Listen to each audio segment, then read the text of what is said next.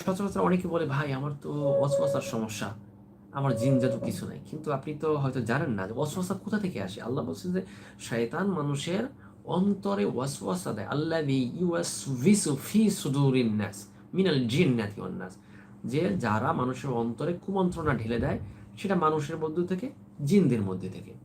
তো অনেকের অস্বস্থাটা এতই মারাত্মক যে তারা তাদের ব্যক্তিগত জীবনে, পারিবারিক জীবনে অনেকভাবে বাধাগ্রস্ত হয়।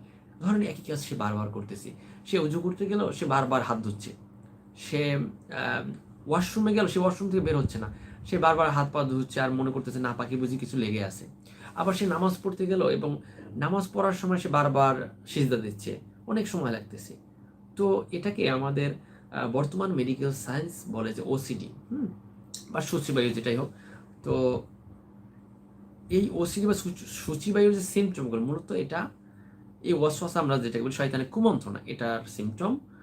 আর যেটা অধিক সম্ভাবনা, যে পেশেন্টগুলো এই ধরনের ওয়াসওয়াসায় আক্রান্ত তারা অধিকাংশ জিন পসেসড, অর্থাৎ তার শরীরে জিন তাকে আসর করে ফেলছে, তার শরীরে সে লুকিয়ে আছে এবং লুকিয়ে থেকে হয়তো বা তার মাথায় বা কলবে, তার বুকে থেকে শয়তানটা তাকে ওয়াসওয়াসা দিচ্ছে।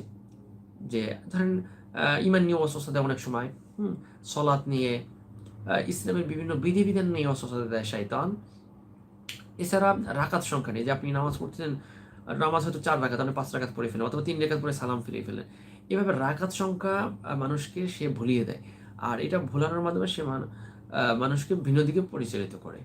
তো এই ওয়াসওয়াসা, যারা মনে করেন যে আমি শুধু ওয়াসওয়াসার সমস্যা, আমার বদনজর, হাসাদ বা জাদুর সমস্যা কিংবা জিনের সমস্যা নাই, তো এটা আসলে ভুল ধারণা।